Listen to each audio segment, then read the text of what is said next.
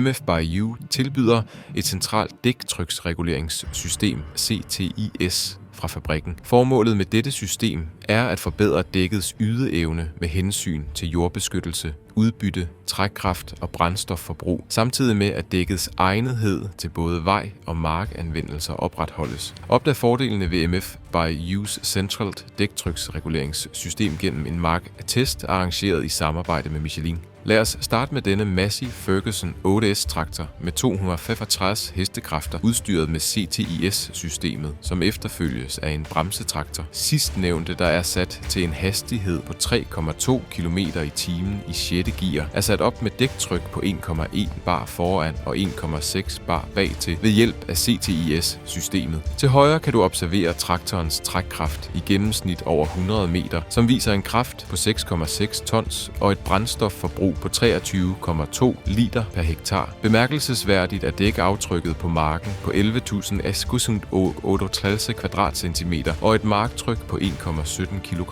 per kvadratcentimeter, hvilket indikerer betydelig jordkomprimering.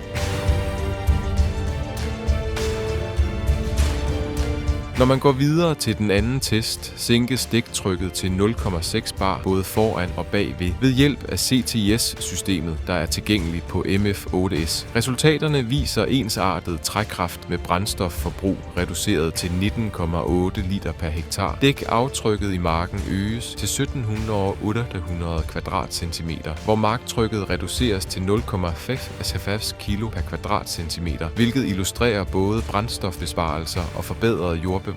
Som konklusion har justering af dæktrykket via MF ByU's CTIS-system med en konsekvent indsats ført til en 2,6% stigning i dækaftrykket på marken, og derved reduceret marktrykket og opnået en brændstofbesparelse på 14,6%.